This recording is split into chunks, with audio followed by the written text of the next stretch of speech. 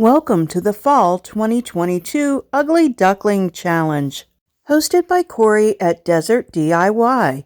You'll want to check out her channel and all of the other channels that are on this playlist. Grab some popcorn and enjoy these great makeovers. My duck is a table and chairs that has seen much better days.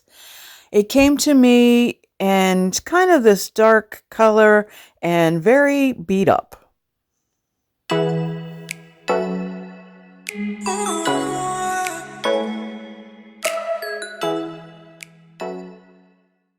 I had intended to get started on this table and chairs much sooner than I did, so hence it was on my table and a lot of projects got completed on top of it. So I had to start with a really good vacuuming before the cleaning. I used Dixie Belle's White Lightning, a TSP cleaner that I keep mixed up in a spray bottle. And you can see it was pretty dirty. Not only did that yellowing tell me that it was dirty, but that it might be a bleeder.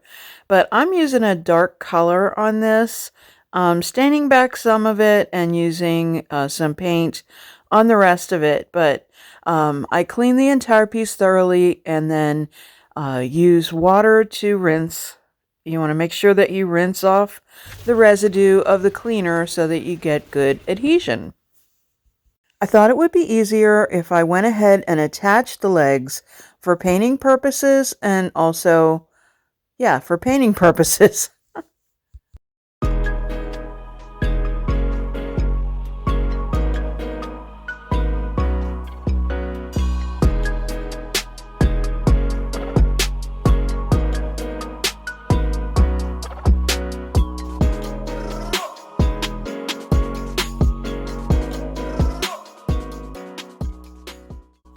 One of the little metal leveler pieces on the bottom of the legs was loose, so I squeezed in some E6000 and then I inserted the leg, and that took care of that problem.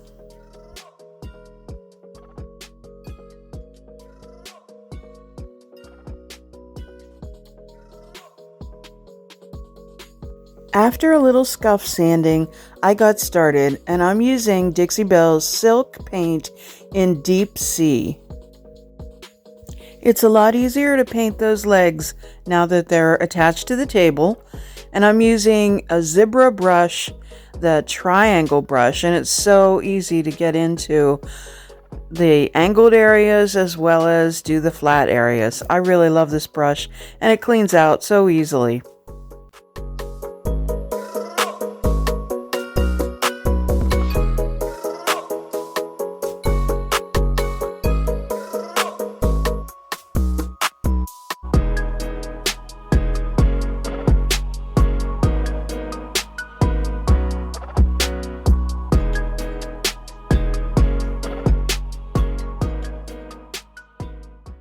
After putting 2 coats of the Deep Sea around the entire sides, I take some gemstone mousse in Golden Gem, and I paint that area, that border area that's sectioned off by a little routered line. After I get some help to help me flip it over, because it's a heavy old table, I inspect the top because it's been upside down on my table for so long. I almost forgot what it looked like. So I use some clean stripper in the 15-minute formula, spread it around with an old chip brush, and then cover it with plastic to let it do its thing.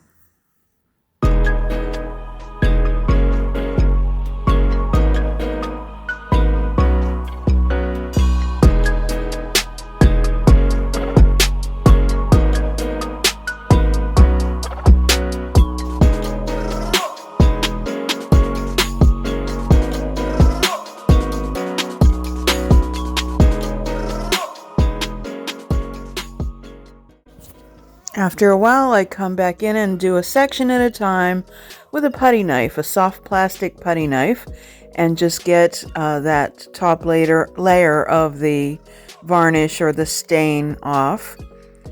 Getting a little bit, and it's going pretty well, but I know there's a lot more that needs to come off.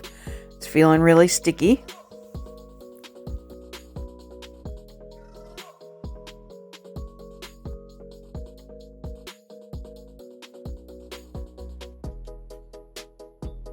I then use mineral spirits and quadruple zero steel wool and get the remaining residue from the stripper off of the table.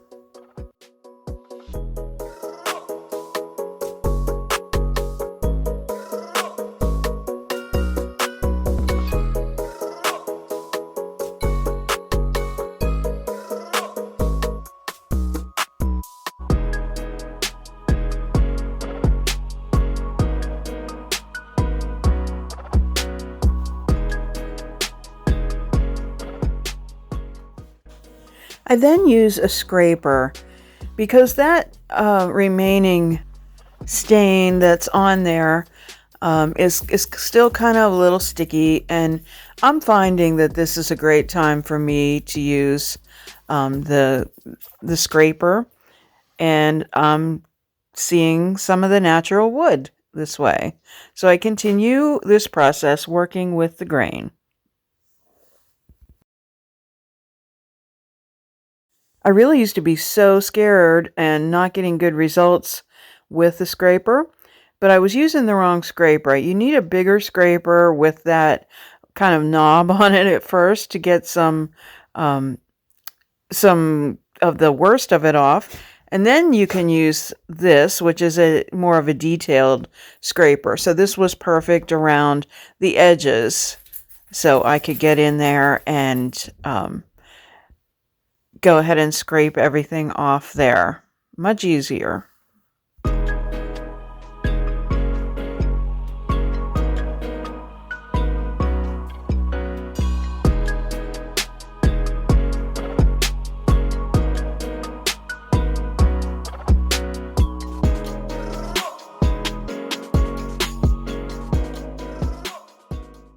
Next up is the sander. I started with a 120 grit and worked my way down. Or up, I should say.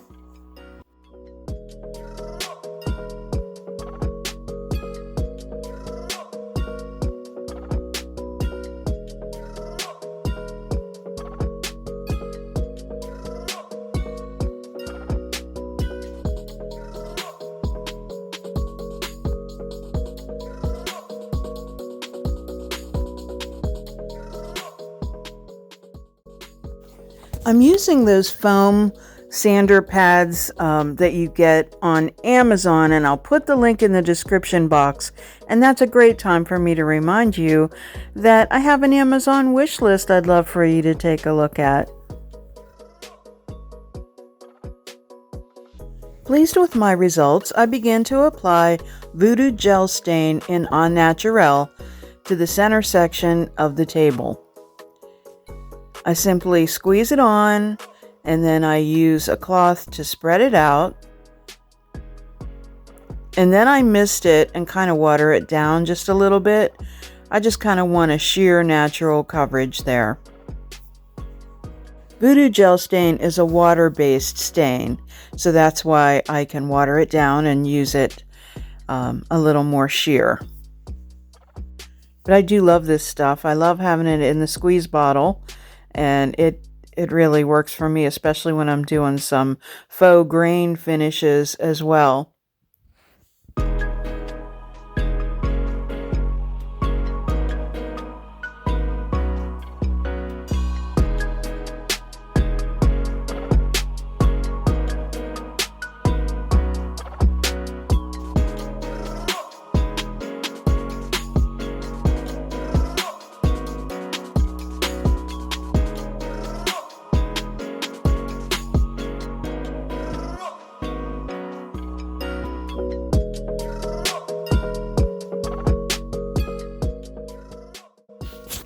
After the top was dry, I then go back in with some of the deep sea and do the border around the outside of the table.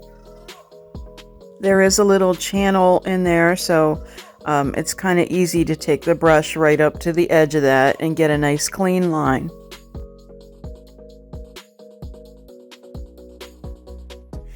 Next, I come back with the gemstone mousse in golden gem and do the outside edges. You always want to stir this stuff because it tends to get a little goopy and separated, but when you stir it, it really comes back to the consistency that you want, which is kind of like a pudding, hence the name gemstone mousse. I actually, when I started this, I had 2 open jars. This one was a little bit thicker than I usually like, so I located my other jar and carried on.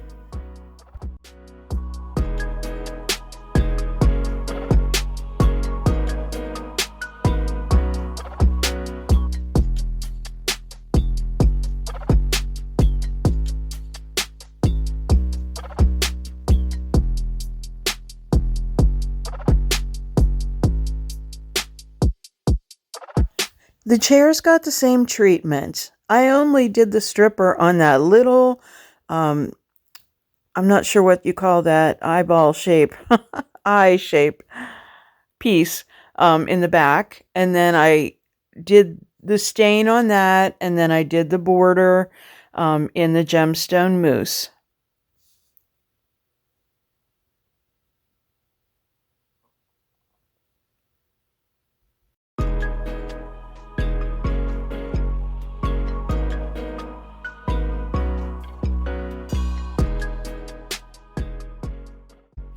After that, I filled in those little triangle sections with the deep sea, using a detail brush on all of this.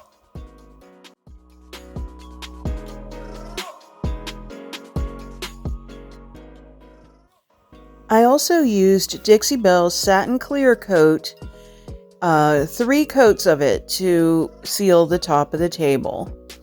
And I'm using a blue sponge, and I have dampened the sponge with water and squeezed it out, and then I just lay my product on a paper plate, just set the sponge down in it, and start in the middle and make sure that I do my strokes from end to end. And then of course I finish that round section, but I love using the sponge because I don't have any brush marks.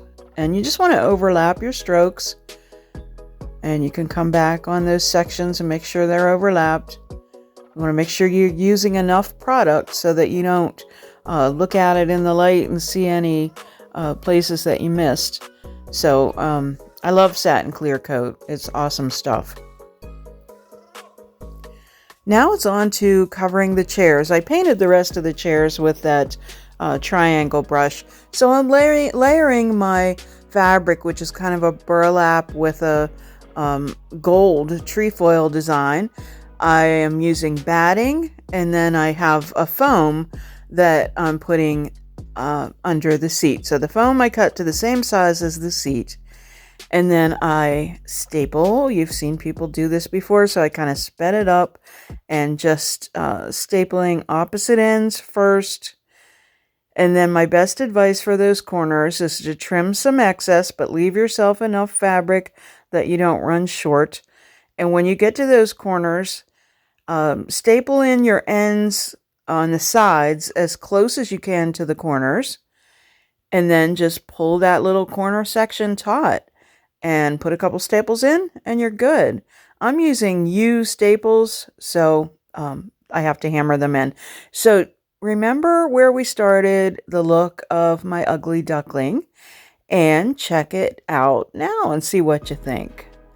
I'm pretty pleased with the results. I think it's kind of chic, definitely updated, a little more modern,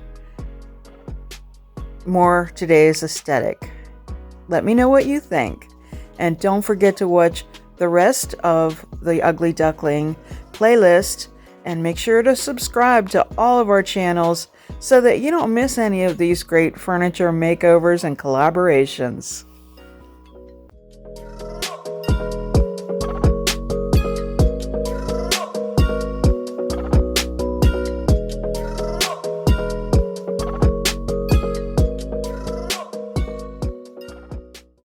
Thank you so much for watching today. If you like this video, how about giving it a thumbs up and also share it with your friends?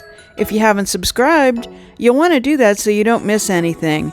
Visit us at lavintagedecor.company, and on Instagram we're LaVintage Decor, and on Facebook we're LaVintage Decor Altoona. Stay well.